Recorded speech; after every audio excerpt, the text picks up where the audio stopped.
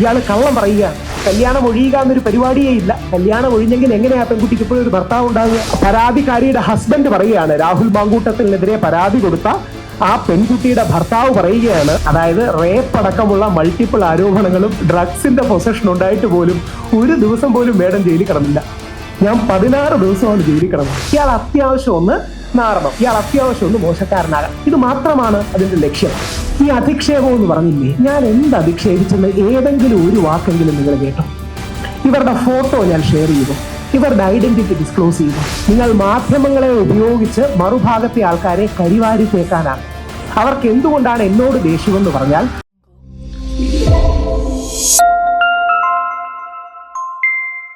ഈ മുകേഷ് ഇപ്പം പറഞ്ഞു തുടങ്ങിയതാണ് അതിന്റെ കറക്റ്റ്. ഈ പരാതിയിലും തട്ടിപ്പ് കാണിച്ചാൽ എന്ത് ചെയ്യും?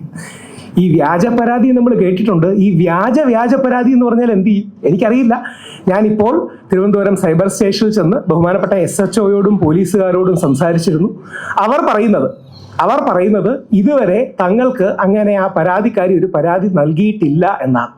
ശരിയാണോ തെറ്റാണോ എന്നും എനിക്കറിയില്ല. സബ്ജക്ട് ടു കറക്ഷൻ, നിങ്ങൾക്ക് അന്വേഷിക്കാം. ഇന്നലെ എല്ലാ മാധ്യമങ്ങളും, നമ്മുടെ എല്ലാ മുഖ്യധാരാ മാധ്യമങ്ങളും വാർത്ത കൊടുത്തത് രാഹുൽ ഈശ്വറിനെതിരെ ആ പരാതിക്കാരി ഒരു പരാതിയുമായി വരുന്നിട്ടുണ്ട്, തന്നെ അധിക്ഷേപിച്ചു എന്ന് പറഞ്ഞു. അത് പൂങ്കുഴലി മാഡത്തിന് കൊടുത്തു. പൂങ്കുഴലി മാഡം അത് സൈബർ പോലീസിന് കൈമാറിയെന്നാണ് എല്ലാ മാധ്യമങ്ങളും ഇന്നലെ റിപ്പോർട്ട് ചെയ്തത്. അപ്പോൾ അത് വിശ്വസിച്ച് ഞാൻ രാവിലെ ബഹുമാനപ്പെട്ട ഹൈക്കോടതിയിലേക്ക് എൻ്റെ മുൻകൂർ ജാമ്യം മൂവ് ചെയ്യാൻ പറഞ്ഞിട്ടുണ്ട്.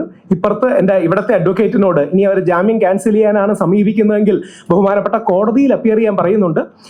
അതായത് ഇപ്പോൾ എന്ന് പറഞ്ഞാൽ ഇപ്പോഴെനിക്ക് പറയാൻ പറ്റൂ, ഈ 11:15 ഞാൻ SHOയെ കണ്ടത്. അപ്പോൾ SHO പറയുന്നത് അവർക്ക് അങ്ങനെ ഒരു പരാതി ലഭിച്ചിട്ടില്ല എന്നാണ്. ഇതിൽ ആരാണ് സത്യം പറയുന്നതെന്ന് എനിക്കറിയില്ല, പക്ഷെ ഞാൻ സത്യം പറയുന്നതാണെന്ന് എനിക്ക് ഉറപ്പുണ്ട്. അതുകൊണ്ടാണ് ഞാൻ ആ സത്യം നിങ്ങളോട് പറയുന്നത്. ഞാൻ IPC 211 BNS 248 ഈ നമ്പറുകൾ നിങ്ങൾ ഉറപ്പായിട്ടും ഓർത്തു വെക്കണം. നിങ്ങളുടെ ലൈഫിൽ ഏറ്റവും ആവശ്യം വരുന്ന, പ്രത്യേകിച്ച് പുരുഷന്മാരാണെങ്കിൽ ഏറ്റവും ആവശ്യം വരുന്ന 2 നമ്പറുകളാണ്. ആ നമ്പർ BNS 248 IPC 211. ഞാൻ ഈ പത്രസമ്മേളനം വിളിക്കുന്നത് ബഹുമാനപ്പെട്ട പോലീസ് സ്റ്റേഷനിൽ ഓൾറെഡി ഈ പത്രസമ്മേളനത്തിന്റെ മീഡിയ കമ്മ്യൂണിക്കേഷന്റെ കോപ്പി അവരിൽ എത്തിച്ചിട്ടുണ്ട്, കംപ്ലൈന്റ് എത്തിച്ചിട്ടുണ്ട്. ഇവിടുത്തെ അഡ്വക്കേറ്റിന്റെ, ഹൈക്കോടതിയിലെ അഡ്വക്കേറ്റിന്റെ, സുപ്രീം കോടതിയിലെ അഡ്വക്കേറ്റിന്റെ വെരിഫിക്കേഷനും വാലിഡേഷനും കഴിഞ്ഞ് ലീഗൽ ഒപ്പീനിയൻ എടുത്ത് 3 കോടതികളിലെ അഡ്വക്കേറ്റ്സിന്റെ ലീഗൽ ഒപ്പീനിയൻ എടുത്ത് പറയുന്ന ഓരോ വാക്കും ഓരോ വരിയും കൃത്യമാകണം എന്നുള്ളത് കൊണ്ടാണ് ആദ്യം പറയാനുള്ള 3 കാര്യങ്ങൾ. ഒന്ന്, എനിക്കറിയില്ല ആ കുട്ടി പരാതി കൊടുത്തു എന്ന അസംഷനിലാണ് ഞാൻ പറയുന്നത്. ഞാൻ ജാമ്യ വ്യവസ്ഥ ലംഘിച്ചു, രാഹുൽ ഈശ്വർ എന്നെ അധിക്ഷേപിച്ചു എന്ന് പറഞ്ഞ് ആ പരാതിക്കാരി പരാതി കൊടുത്തതായിട്ടാണ് മാധ്യമങ്ങൾ മറ്റും വാർത്ത നൽകിയിട്ടുള്ളത്. അത് പൂർണ്ണമായും തെറ്റാണ്. എനിക്ക് വീഡിയോ ചെയ്യുന്നതിന് കോടതി വിധിയിൽ യാതൊരു വിലക്കുമില്ല. മാധ്യമങ്ങളോട് സംസാരിക്കുന്നതിൽ കോടതി വിധിയിൽ യാതൊരു വിലക്കുമില്ല. ഇത് മനഃപൂർവ്വം തെറ്റിദ്ധാരണ ജനിപ്പിക്കുന്നതാണ്. 2, ഏറ്റവും പ്രധാനം, 16 ദിവസമാണ് ഞാൻ ജയിലിൽ കിടന്നത്. ഓർക്കണം, 16 ദിവസം. ഞാൻ കമ്പയർ ചെയ്ത് പറയല്ല. ഞാൻ ശ്രീ ദിലീപിനെയും ശ്രീ രാഹുൽ മാങ്കൂട്ടത്തിനെയും വേടനെ എല്ലാം സപ്പോർട്ട് ചെയ്യുന്ന വ്യക്തിയാണ്. വേടനെതിരെ ഇത്രയധികം ആരോപണങ്ങൾ ഉണ്ടായിട്ട്, അതായത് റേപ്പ് അടക്കമുള്ള മൾട്ടിപ്പിൾ ആരോപണങ്ങളും ഡ്രഗ്സിന്റെ പൊസഷൻ ഉണ്ടായിട്ട് പോലും ഒരു ദിവസം പോലും വേടൻ ജയിലിൽ കിടന്നില്ല. ഞാൻ 16 ദിവസമാണ് ജയിലിൽ കിടന്നത്. അതിന്റെ കാരണം, യഥാർത്ഥത്തിൽ ഇത് പറയുന്ന ഒരു തീവ്ര ഫെമിനിസ്റ്റ് ലോബിയുടെ ടാർഗറ്റ് അവർക്കെതിരെ അഭിപ്രായം ഉന്നയിക്കുന്നവരെ നിശബ്ദമാക്കലാണ്. ആത്യന്തികമായി രാഹുൽ മാങ്കൂട്ടത്തിനെതിരെയോ ശ്രീ ദിലീപിനെതിരെയോ ശ്രീ വേടനെതിരെയുള്ള കേസുകൾ കോടതിയിൽ നിലനിൽക്കില്ല എന്ന് ഈ ആരോപണം ഉന്നയിക്കുന്നവർക്ക് നന്നായിട്ട് അറിയാം. അവരെ പിന്തുണയ്ക്കുന്ന ഒരു തീവ്ര ഫെമിനിസ്റ്റ് ലോബിക്കും അറിയാം. പകരം അവർ ഉദ്ദേശിക്കുന്നത് മാധ്യമ ചർച്ചകൾ ഉണ്ടാക്കാനാണ്. നിങ്ങൾ മാധ്യമങ്ങളെ ഉപയോഗിച്ച് മറുഭാഗത്തെ ആൾക്കാരെ കരിവാരി തേക്കാനാണ്. അവർക്ക് എന്തുകൊണ്ടാണ് എന്നോട് ദേഷ്യമെന്ന് പറഞ്ഞാൽ, അവർ ഈ മുമ്പോട്ട് വെക്കുന്ന മീഡിയ നറേറ്റീവ് ഞാൻ കുത്തിപ്പൊട്ടിക്കുന്നു എന്നല്ല, ഞാൻ പൊളിച്ചു കളയുന്നതുകൊണ്ടാണ്. നീ കുത്തിപ്പൊട്ടിക്കുന്നു എന്ന് പറഞ്ഞാൽ വേറെ ഏതെങ്കിലും അർത്ഥം വ്യാഖ്യാനി. അവർ മുമ്പോട്ട് വെക്കുന്ന മീഡിയ നറേറ്റീവുകൾ, അവർ മുമ്പോട്ട് വെക്കുന്ന ഈ ഡ്രാമ, അത് എക്സ്പോസ് ചെയ്യുന്നു എന്നുള്ളത് കൊണ്ടാണ് എന്നെ പോലുള്ളവരോട് ദേഷ്യം. അത് പല രീതിയിലുണ്ട്. അതിന്റെ ഒരു വ്യക്തിമാണ് മുകേഷിന്റെ ഒരു ശത്രു പോക്സോയിൽ പെടുത്താൻ മുകേഷിനെ കൊടുത്തു. ആത്യന്തികമായി കേസ് നിൽക്കില്ലെന്നറിയാം, പക്ഷെ മീഡിയയിലൊക്കെ ഒന്ന് വാർത്ത വരണം. ഇയാൾ അത്യാവശ്യം ഒന്ന് നാറണം, ഇയാൾ അത്യാവശ്യം ഒന്ന് മോശക്കാരനാകണം. ഇത് മാത്രമാണ് അതിന്റെ ലക്ഷ്യം. അപ്പോൾ ആ മീഡിയ നറേറ്റീവുകളെ എതിർക്കുന്നതായതുകൊണ്ടാണ്. 2, ഇതിൽ ഏറ്റവും സീരിയസ് ആയി നിങ്ങൾ ശ്രദ്ധിക്കേണ്ടത്, ആ പരാതിക്കാരിയുടെ ഹസ്ബൻഡ് നിങ്ങൾ മീഡിയക്കാരെ ഇന്നലെ ഞാൻ കണ്ടിരുന്നു. അയാൾ ഇന്നലെ ഒരു വീഡിയോ ഇട്ടിരുന്നു. ഞാൻ ആ വീഡിയോ എടുത്ത് കാണിക്കാത്തത് എനിക്ക് സുപ്രീം കോടതിയിലെ അഡ്വക്കേറ്റ് പറഞ്ഞു ആ വീഡിയോ നിങ്ങൾ കാണിക്കണ്ട, അങ്ങനെയാണെങ്കിൽ നിങ്ങൾ അതിജീവിതയുടെ ഐഡന്റിറ്റി വെളിപ്പെടുത്തി എന്ന് വീണ്ടും പറയും. അതുകൊണ്ട് മാത്രമാണ് ആ പ്രത്യേകം നല്ല ചെറുപ്പക്കാരൻ ഒരു വീഡിയോ ഇട്ടു. എന്നിട്ട് അതിൽ പരാതിക്കാരിയുടെ ഹസ്ബൻഡ് പറയുകയാണ്, രാഹുൽ മാങ്കൂട്ടത്തിനെതിരെ പരാതി കൊടുത്ത ആ പെൺകുട്ടിയുടെ ഭർത്താവ് പറയുകയാണ്, ഞാൻ വായിക്കാം കൃത്യമായിട്ട്, രാഹുൽ ഈശ്വർ തെറ്റൊന്നും ചെയ്തിട്ടില്ല. രാഹുൽ ഈശ്വറിനോട് ഈ പരാതി വന്നതിൽ ഞാൻ ഖേദം പ്രകടിപ്പിക്കുന്നു. അതായത് അയാൾ തെറ്റ് ചെയ്തു എന്നല്ല, പക്ഷെ ഇത്തരം പരാതി വരുന്നതിൽ ഞാൻ ഖേദം പ്രകടിപ്പിക്കുന്നു. എന്നിട്ട് ആ പെൺകുട്ടിയെ കുറിച്ച് രൂക്ഷമായി 2-3 കാര്യങ്ങൾ പറഞ്ഞിട്ടുണ്ട്. അത് ഞാൻ പറയുന്നില്ല, കാരണം എൻ്റെ അഡ്വക്കേറ്റ് പറഞ്ഞു കഴിയുന്നത്ര പരാമർശം പറയരുത്, അതുകൊണ്ട് ഞാൻ പറയുന്നില്ല. ഒന്ന് ആലോചിച്ച് നോക്കുക, നമ്മുടെ നാട്ടിൽ നടക്കുന്ന തട്ടിപ്പിന്റെ എക്സ്റ്റെന്റ്.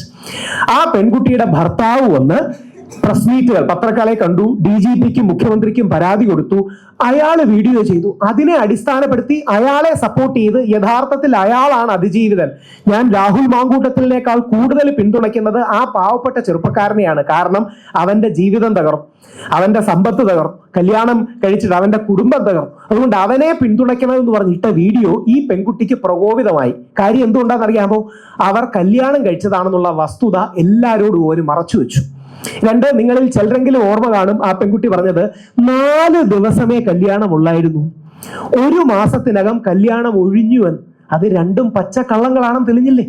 കല്യാണം ഒഴിഞ്ഞെങ്കിൽ, അല്ലെങ്കിൽ കല്യാണം ഒഴിയുക എന്നൊരു പരിപാടിയേ ഇല്ല, കല്യാണം ഒഴിഞ്ഞെങ്കിൽ എങ്ങനെയാ പെൺകുട്ടിക്ക് ഇപ്പോഴും ഒരു ഭർത്താവ് ഉണ്ടാകുക? ആ ഭർത്താവ് വന്ന് ആ പെൺകുട്ടിക്കെതിരെ പത്രസമ്മേളനം വിളിക്കുകയും വസ്തുതകൾ തുറന്നു പറയുകയും ചെയ്തതിന് ആ ഭർത്താവിനെതിരെ കേസ് കൊടുക്കാൻ പറ്റില്ല, പകരം എനിക്കെതിരെ ദേഷ്യം തീർക്കുകയാണ്.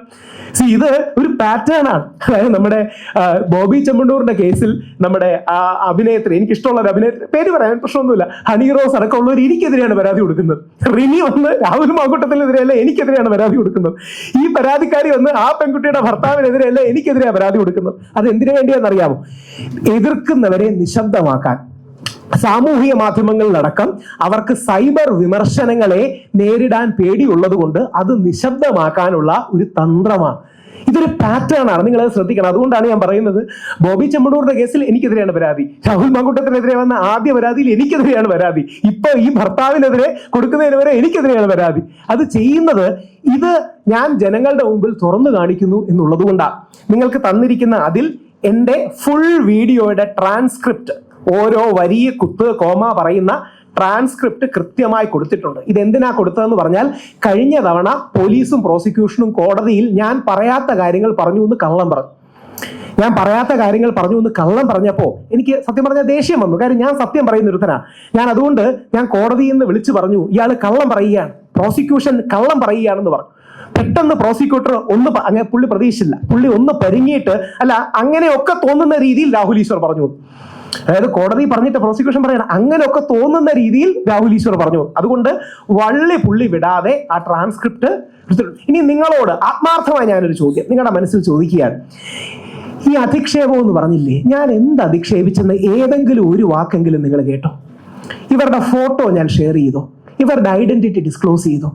ആദ്യം ആ 2 വകുപ്പുകളാണ് പോലീസുകാരിട്ടത്. ഇത് 2 നിലനിൽക്കില്ല എന്ന് കണ്ടപ്പോൾ വളരെ വേഗമായിട്ടൊരു വകുപ്പ്, സെക്ഷലി കളേർഡ് റിമാർക്സ് കാരണം അധിക്ഷേപിച്ചു.